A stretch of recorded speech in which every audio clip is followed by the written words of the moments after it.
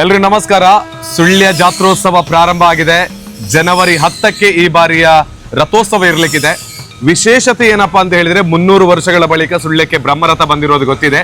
ಅದಕ್ಕಾಗಿ KV ಚಿದಾನಂದ ಹಾಗೇನೆ ಅವರ ಮನೆಯವರಿಗೆ, ಕುರುಂಜಿ ಕುಟುಂಬಸ್ಥರಿಗೆ ಧನ್ಯವಾದವನ್ನ ಸಲ್ಲಿಸಿಕೊಳ್ತಾ ಇದ್ದೇವೆ.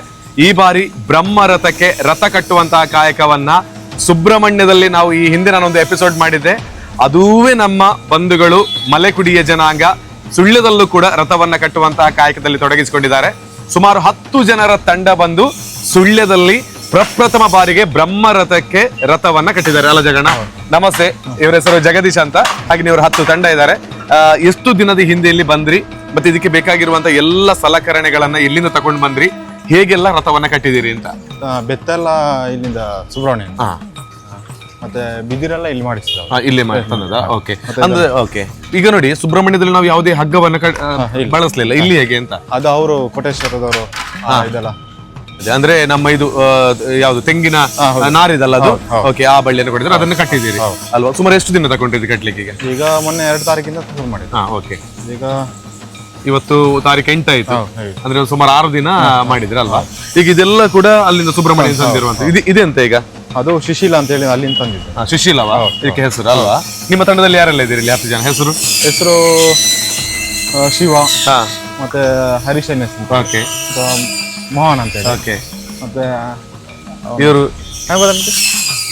ಹಿತೇಶ್, ಓಕೆ, ಮತ್ತೆ ಬಾಲಚಂದ್ರ, ಮುರಳೀಧರ. ಹೀಗೆ 10 ಜನ ಎಲ್ಲ ಇದ್ದೀರಿ ಅಲ್ವಾ? ಈ ಬಾರಿ ಸುಳ್ಯಕ್ಕೆ ಸುಮಾರು 300 ವರ್ಷಗಳ ಬಳಿಕ ಬಂದ ಬ್ರಹ್ಮರಥ. ಇದನ್ನ ಕಟ್ಟುವಂತ ಕೆಲಸ ನಿಮಗೆ ಸಿಕ್ಕಿದೆ. ದೇವರು ನಾಳೆದು ಇದರಲ್ಲಿ ಬ್ರಹ್ಮರಥದಲ್ಲಿ ಇರ್ತಾರೆ. ಎಷ್ಟು ಖುಷಿ ಇದೆ ಅಂತ? ತುಂಬಾ ಖುಷಿ ಇದೆ ಅಲ್ಲ? ಈಗ ನಾವು ಸುಬ್ರಹ್ಮಣ್ಯ ಕಂಪೇರ್ ಮಾಡಿದ್ರೆ ಅಷ್ಟು ದೊಡ್ಡದಿಲ್ಲ ಅಲ್ಲ ಇದು? ಚಿಕ್ಕ ರಥ ಉಂಟು, ಅದರಷ್ಟು ಇದು ಬರುತ್ತೆ. ಅದರಷ್ಟು ಬರುತ್ತಲ್ಲ? Okay okay okay. ಈಗ ಇದಕ್ಕೆ ಈ ರಥ ಕಟ್ಲಿಕ್ಕೆ ಏನೆಲ್ಲ ಉಪಯೋಗ ಮಾಡಿದ್ದೀರಿ ಇವಾಗ?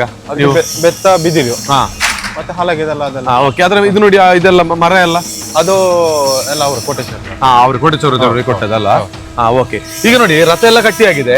ಇದೆಂತಗೆ ಅಂತ? ಇದು ಓಟೆ, ಇದು ಪತಾಕೆ ಇದು ಮಾಡ್ಲಿ. ಪತಾಕೆಗೆ ಬೇಕಾಗಿ. ಅದೇ ತುಂಬಾ ಒಂದಿಗೆ ಇರ್ಬೋದು ಕನ್ಫ್ಯೂಷನ್. ಇದಕ್ಕೆ ಪತಾಕೆಗೆ ಹಾಕ್ಲಿಕ್ಕೆ. ಈಗ ಈ ಬ್ರಹ್ಮರಥಕ್ಕೆ ಇಷ್ಟೇ ಪತಾಕೆಗಳನ್ನು ಹಾಕಬೇಕು ಅಂತ ಹೇಳಿ 7,000 ಏನೋ ಇರ್ಬೇಕು. 7,000?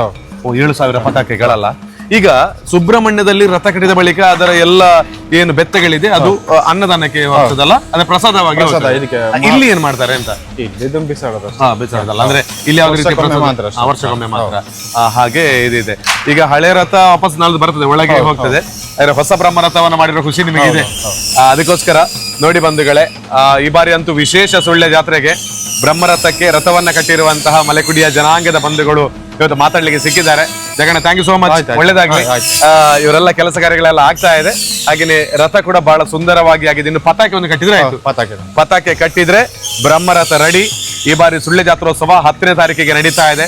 ಎಲ್ಲರೂ ಕೂಡ ಬನ್ನಿಂದಲೇ ನಾನು ವಿನಂತಿಯನ್ನು ಮಾಡಿಕೊಳ್ತಾ ಇರೋದು. ಹಾಗೇನೆ ಜಾತ್ರೆಗೆ ಬೇಕಾಗಿರೋ ಸಂತೆ ಆಗಿರ್ಬೋದು, ಜಾಯಿಂಟ್ ವಿಲ್ ಆಗಿರ್ಬೋದು, ಮರಣಗುಂಡಿ ಆಗಿರ್ಬೋದು, ಹೀಗೆ ವೆರೈಟಿ ಆಗಿ ಸುಳ್ಯ ಜಾತ್ರೆ ಸಂಭ್ರಮಿಸ್ತಾ ಇದೆ. ಆ ಸೈಡ್ ನೋಡಿ, ಬ್ರಹ್ಮರಥವನ್ನು ಇಡೋದಕ್ಕೆ ಅದರ ಆಲಯ ಕೂಡ ಸಜ್ಜಾಗಿದೆ. ಒಟ್ಟಾರೆಯಾಗಿ ಬಹಳ ಸುಂದರವಾಗಿ ಈ ಬಾರಿಯ ಜಾತ್ರೋತ್ಸವ ಸಜ್ಜಾಗಿದೆ. ಇವರಿಗೆಲ್ಲರಿಗೂ ಕೂಡ ಧನ್ಯವಾದ ಸಲ್ಲಿಸ್ತಾ ಇದ್ದೀನಿ. Thank you so much. ಧನ್ಯವಾದ. Thank you.